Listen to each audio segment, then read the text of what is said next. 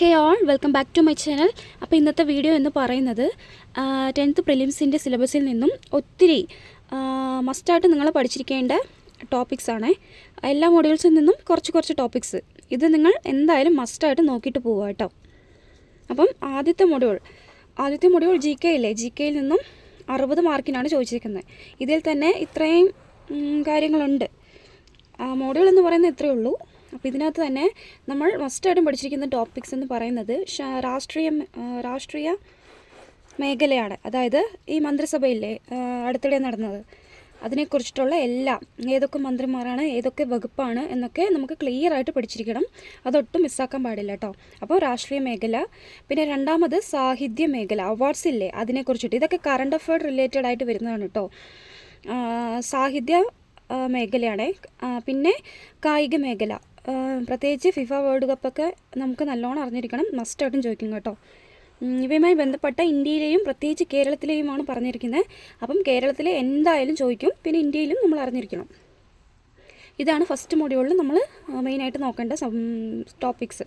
പിന്നെ രണ്ടാമത്തെ ടോപ്പിക്സിൽ ഇത് വന്നിട്ട് സി എ ബേസ്ഡ് ആണ്. പിന്നെ രണ്ടാമത്തെ മൊഡ്യൂൾ വന്നിട്ട് ഭൂമിശാസ്ത്രപരമായ സവിശേഷതകൾ, ഇത് ഇന്ത്യൻ ജോഗ്രഫിയാണ്. ഇതിൽ തന്നെ ഇന്ത്യയിലെ അതിർത്തികളും അതിരുകളും ഇത് മസ്റ്റായിട്ട് നോക്കണം കേട്ടോ.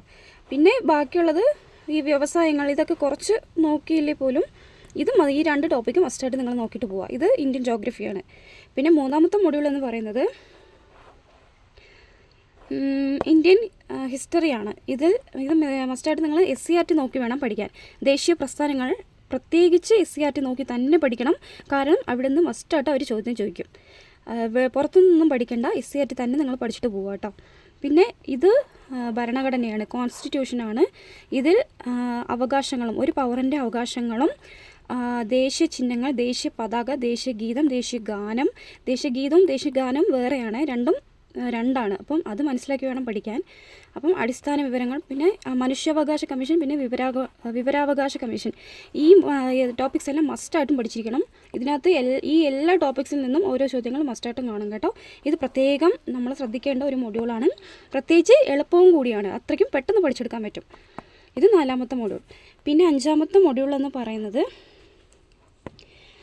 കേരളത്തിലെ അടിസ്ഥാന വിവരങ്ങൾ, അതായത് കേരളത്തിലെ കേരള ജോഗ്രഫി. ഇതിൽ നദികളും കായലുകളും, പിന്നെ വിവിധ വൈദ്യുത പദ്ധതികൾ, പിന്നെ വന്യജീവി സങ്കേതങ്ങൾ, ദേശീയോദ്യാനങ്ങൾ, ഇതും ഈ 4-5 ടോപ്പിക്സ് മസ്റ്റായിട്ടും പഠിച്ചിരിക്കണം. പിന്നെ 6 എന്ന് പറയുന്നത് ഇന്ത്യൻ ഹിസ്റ്ററിയുമായി ബന്ധപ്പെട്ടതാണ്.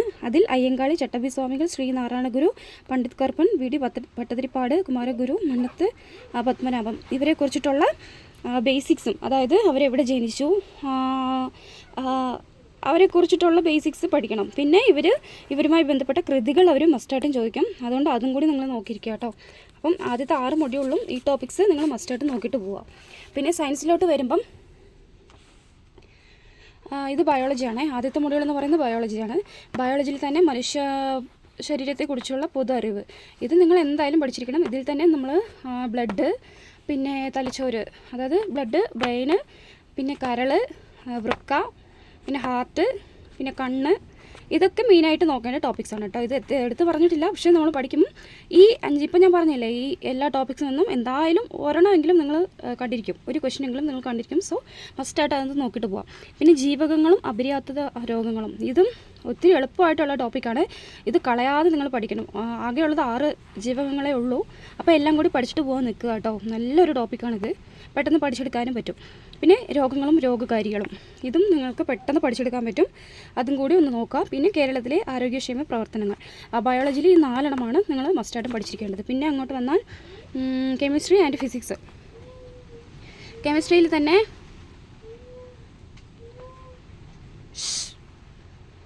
കെമിസ്ട്രിയിൽ തന്നെ ആറ്റം, പിന്നെ അയിരുകളും ധാതുക്കളും, മൂലകങ്ങളും അവയുടെ വർഗീകരണവും, പിന്നെ ഹൈഡ്രജൻ, ഓക്സിജൻ, ഈ 4 ടോപ്പിക്സാണ് വളരെ ഇമ്പോർട്ടൻ്റ് ആയിട്ടുള്ളത്. പിന്നെ ഫിസിക്സിലോട്ട് വരുമ്പം പ്രവൃത്തിയും ഊർജ്ജവും അതിൻ്റെ പരിവർത്തനവും, പിന്നെ താപവും ഊഷ്മവും, പിന്നെ ശബ്ദവും പ്രകാശവും, ഈ 4 ടോപ്പിക്സാണ് ഫിസിക്സിൽ പ്രധാനപ്പെട്ടതായിട്ടുള്ളത്. പിന്നെ മാത്സിൽ വരുമ്പം മാത്സിൽ ആകെ ഉള്ളത് ഇവിടെ 8ഉം പിന്നെ ഇവിടെ 8ഉം.